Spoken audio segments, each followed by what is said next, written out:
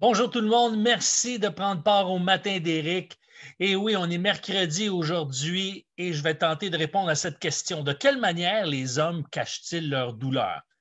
On va en parler aujourd'hui et je vais en parler demain. Donc aujourd'hui, c'est la première partie.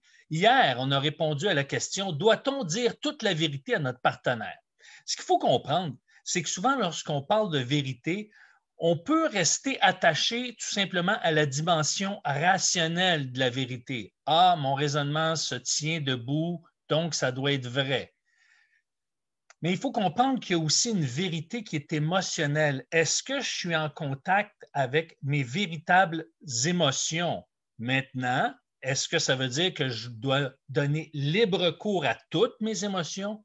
Non, mais je dois au moins prendre conscience de ce qui m'habite, connecter avec ce qui m'habite et non pas nier ce qui m'habite réellement ou développer des comportements qui vont camoufler mes réelles émotions.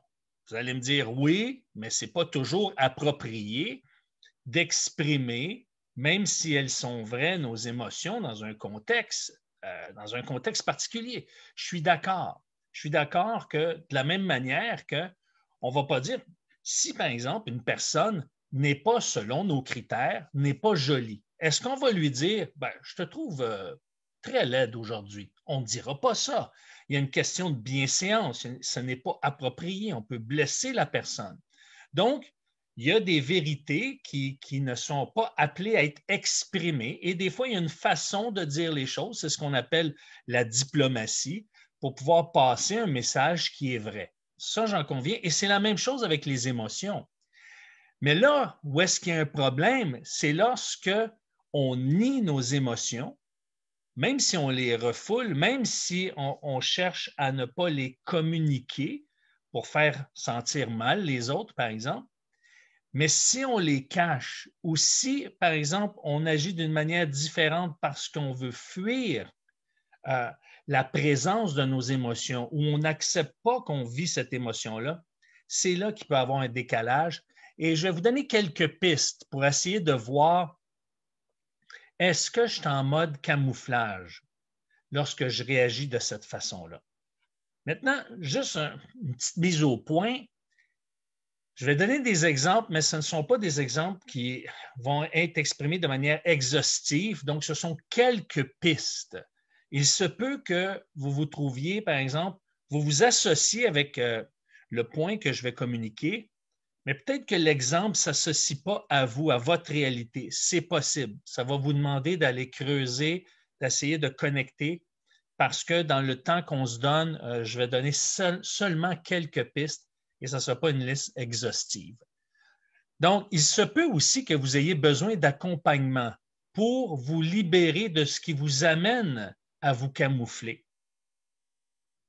Parce que parfois, oui, c'est pertinent de ne pas exprimer, de ne pas étaler tout ce qu'on ressent, mais d'autres fois, c'est important de communiquer l'émotion qu'on ressent. Il y a un temps pour ça. Puis je vais vous donner des exemples. Un homme peut utiliser la colère comme moyen de cacher des sentiments douloureux, comme la tristesse, le regret, la culpabilité ou la peur. Donc, au lieu d'exprimer de la tristesse, du regret, de la culpabilité ou de la peur, un homme va se mettre en colère. Par exemple, un père peut être triste. C'est l'émotion qui l'habite. Pourquoi? Parce que son fils lui manque de respect. Donc, il va se mettre, comme on dit en bon québécois, il va péter un fusible, il va péter une fuse.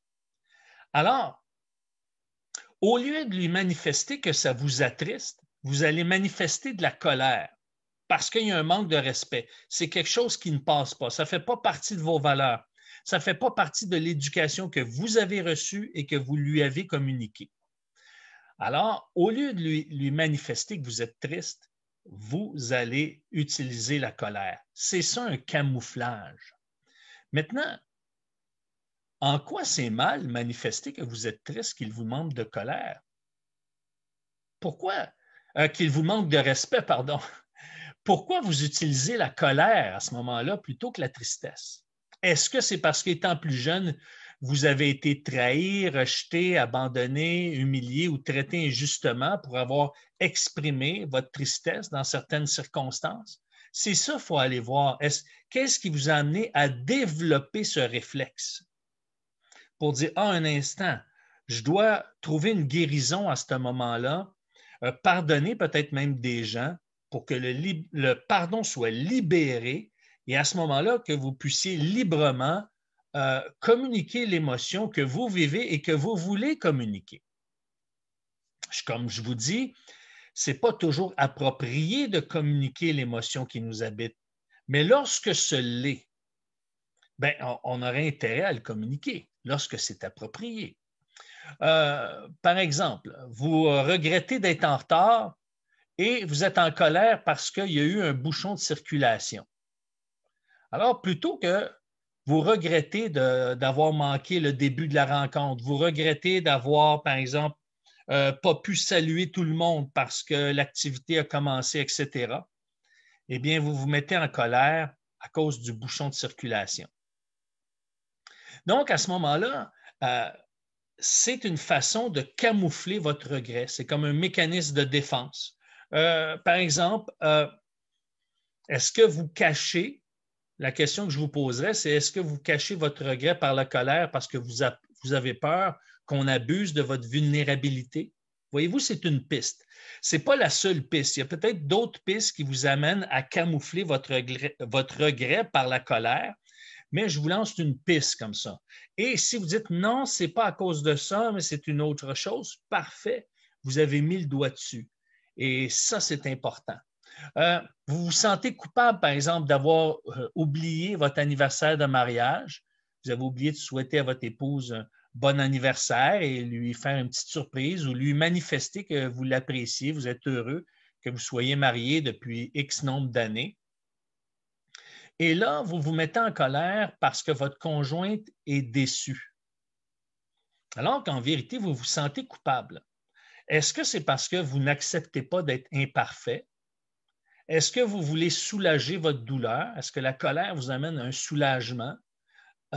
Et ce sont ces questions-là qu'on doit se poser pour, apprendre à vraiment connecter avec quelle est mon émotion, qu'est-ce que je veux communiquer et pourquoi je ne suis pas à l'aise, pourquoi je ne me sens pas en terrain sécuritaire d'exprimer ce que je ressens vraiment.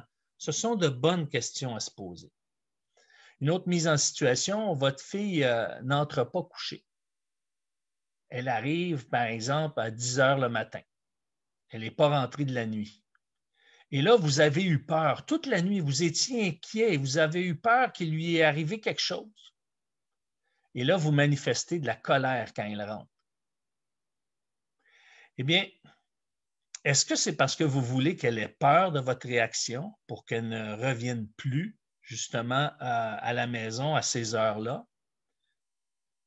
Pourquoi vous ne manifestez pas tout simplement de la peur?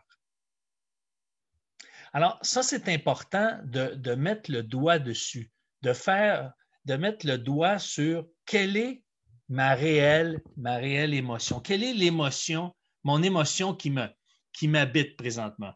Donc, une autre façon de camoufler, c'est qu'on peut recourir à l'indifférence en tant qu'homme ou même au découragement pour éviter de ressentir de la douleur ou de la colère. Donc, l'indifférence, le découragement nous évite de ressentir de la douleur ou de la colère. Donc, est-ce que c'était parce que vos parents n'ont pas eu le temps pour vous écouter? Est-ce que vous avez rarement eu des encouragements? Vous aviez des parents exigeants? Est-ce que vous avez toujours tort de demander quoi que ce soit? Donc, qu'est-ce qui fait que vous devenez froid et indifférent ou vous êtes continuellement dans un découragement? Est-ce que c'est parce que vous vivez une douleur extrême? Est-ce que vous êtes en colère? Par exemple, vous vivez du découragement, vous devenez apathique parce que dans le fond, vous êtes en colère que votre conjointe dépense sans compter, par exemple. Et là, ça vous met toujours à faire du temps supplémentaire ou à utiliser la marge de crédit, etc. Donc, ce sont des choses qui sont importantes à considérer. parce que vous ne voyez pas comment ça peut se régler, vous êtes découragé et vous souhaiteriez que la colère amène comme un sentiment d'urgence à ce moment-là. Ou peut-être parce que vous avez tellement de douleur ou vous avez justement en vous une déconnexion qui est en train de se vivre parce que la douleur est tellement extrême que vous n'êtes plus capable de connecter avec cette douleur-là et ça produit de l'indifférence. Une autre façon de camoufler, c'est qu'un homme peut se montrer offensé pour ne pas laisser voir qu'il est blessé, par exemple. Ça, c'est important. Et quand on découvre ça, il faut se poser les questions. Est-ce que j'accepte que je suis imparfait? Est-ce qu'on m'a fait sentir que ce n'était pas normal que je sois imparfait? Est-ce que j'ai le droit d'être imparfait? Maintenant, ce n'est pas parce que j'ai le droit d'être imparfait que je dois faire subir à tout le monde mes imperfections. Je dois faire subir à tout le monde mon mauvais caractère. Non, ce n'est pas dans ce sens-là. C'est dans le sens que, oui, de reconnaître que je suis imparfait. Et plutôt que de me montrer offensé quand quelqu'un le souligne que je suis imparfait, de reconnaître que, oh, wow, j'ai blessé quelqu'un à cause de mon imperfection. Et non pas de me culpabiliser, mettre le radar sur moi ou le focus sur moi, mais de connecter avec la blessure de l'autre. Ça peut nous aider justement à voir que ce n'est pas un rejet de ma personne qui est en train de se passer, c'est qu'une autre personne vit une émotion et je dois me rendre compte que mon comportement, mon attitude, mes paroles vont blesser des gens. Et moi aussi, je peux être blessé dans toute cette situation-là. Et au lieu de montrer ma vulnérabilité, eh bien, je me montre offensé. Encore une fois, un homme peut avoir de la difficulté à se montrer vulnérable parce qu'il a peur qu'on abuse de sa vulnérabilité.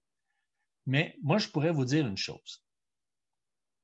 Plus un homme manifeste sa vulnérabilité dans l'authenticité, dans la vérité, plus il est fort. Plus il est fort.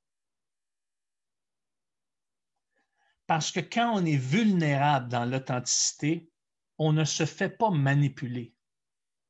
On est dans la vérité. On sait ce qui se passe, on reconnaît ce qui se passe. Maintenant, un dernier point, et je vais en ajouter 4 demain dans la deuxième partie. Un homme peut se montrer irrité ou rigide par peur de laisser voir qu'il n'est pas sûr de lui ou qu'il a peur. Donc, est-ce que c'est quelqu'un qui n'a pas accès ou n'a pas eu accès au pardon dans le passé, qui n'a pas goûté la libération d'être pardonné? Est-ce que c'est quelqu'un qui a été trahi, rejeté, abandonné, humilié, traité injustement, qui fait qu'il y a toujours peur d'être trahi, il y a toujours peur d'être rejeté, toujours peur d'être abandonné, toujours peur d'être humilié ou toujours peur d'être traité injustement, ce qui fait qu'il n'est pas sûr de lui et donc il veut se montrer rigide ou irrité parce qu'il n'aura pas à goûter ces blessures-là ou regoûter ces blessures-là. Donc, voyez-vous, il y a des réactions qu'on peut avoir, il y a des mécanismes qu'on peut développer qui vont nous amener à camoufler ce qui se passe réellement à l'intérieur de nous, comme si on ne veut pas que ce ressenti, ce réel ressenti soit touché. Maintenant, l'important, c'est d'être authentique, d'être vrai, c'est de vivre dans la vérité avec nos émotions. Et l'important, ce n'est pas nécessairement, comment dirais-je, d'exprimer tout ce qu'on ressent. Comme je vous dis, il y a une sagesse, il y a un contexte, il y a des circonstances qu'on doit justement observer. Mais là, c'est de camoufler notre émotion au point où est-ce qu'on devient quasiment inconscient qu'elle nous habite parce qu'on passe par un camouflage. En d'autres mots, je deviens inconscient que je suis triste ou j'ai du regret ou j'ai de la peur ou je me sens coupable lorsque je me mets en colère.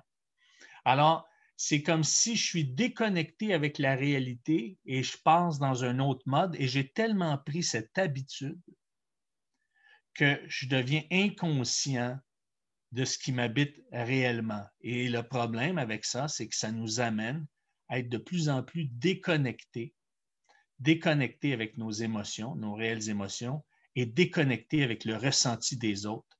Et c'est pour ça qu'on peut devenir presque uniquement rationnel et souvent inconscient de ce que les autres vivent réellement. Et ça, relationnellement, évidemment, ça va créer soit des carences, soit des distances. Alors, je vais poursuivre demain avec la partie 2 de quelle manière les hommes cachent-ils leur douleur. Alors, je vous reviens demain autour de 7h15 au Québec, autour de 13h15 en France. Sur ce, je vous souhaite un bon mercredi et à demain. Ciao!